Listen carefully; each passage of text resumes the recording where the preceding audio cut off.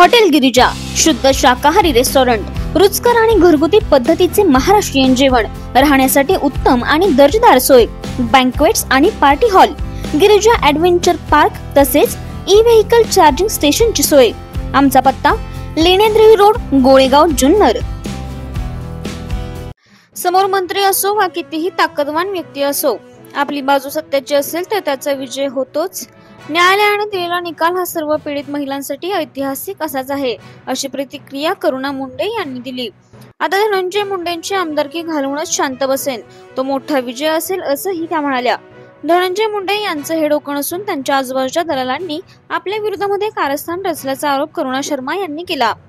माझगाव कोर्टाने राष्ट्रवादीचे आमदार धनंजय मुंडे यांची याचिका फेटाळली असून करुणा शर्मा यांच्या बाजूने निकाल दिला आहे। करुणा शर्मा या आपल्या पत्नी नाहीत असं सांगत आमदार धनंजय मुंडे यांनी वांद्रे कुटुंब न्यायालयाच्या निकालाला आव्हान दिलं होतं। त्यावर करुणा शर्मा यांनी धनंजय मुंडेंचं अंतिम इच्छापत्र आणि स्वीकृती पत्र हे 2 महत्त्वाचे पुरावे दाखल केले।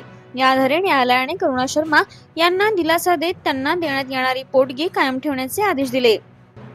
न्यायालयाच्या निकालानंतर करुणा शर्मा यांनी मध्यस्थांना प्रतिक्रिया दिली। त्या म्हणाल्या की महिलांसाठी हा निकाल ऐतिहासिक आहे। महिला या असा लढा देताना हतबल होतात।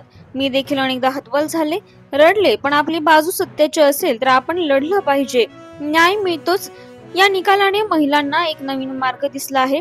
अशा अनेक महिला आहेत ज्यांच्यावर अन्याय होत आहे, पण माझ्यासारख्या एका साधारण महिलेने एका मंत्र्याला हरवलं आहे, त्यामुळे प्रत्येक महिलेने लढावं असं माझं आवाहन आहे। करुणा शर्मा म्हणाल्या, धनंजय मुंडेंची पहिली बायको मीच आहे। हे न्यायालयामध्ये दुसऱ्यांदा सिद्ध झालं आहे। 1998 पासून आतापर्यंत 27 वर्षे मी धनंजय मुंडे यांच्यासाठी दिली आहेत। यामुळे आता माझाच विजय हक्क म्हणून मला न्याय मिळाला आहे अशी मागणी होत आहे।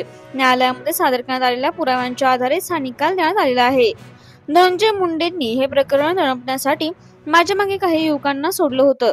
मला प्रेमाच्या जाळ्यात अडकवण्यासाठी 20 कोटींची ऑफर देण्यात आली होती, त्याचेही माझ्याकडे पुरावे आहेत असे देखील करुणा शर्मा म्हणाल्या। ज्या दिवशी धनंजय मुंडेंची आमदारकी रद्द होईल त्या दिवशी मोठा विजय असेल। पुढच्या 6 महिन्यामध्ये त्याची आमदारकी जाणार हे नक्की, असा विश्वास यावेळी धनंजय मुंडे यांनी व्यक्त केला। और मेरे कारण नहीं, उसने जो दलाल गैंग पाल रखी है, दलाल लोग पाल रखे हैं, राज घनवट, पुरुषोत्तम केंद्रे जैसे, वाल्मीकि कराड़ ऐसे दलाल लोग पाल रखे हैं जो उसको सिर्फ लड़की और शराब पुराते हैं।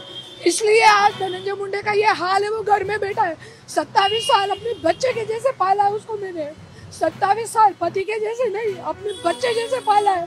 और आज उस आदमी ने मुझे रोड पे ला दिया।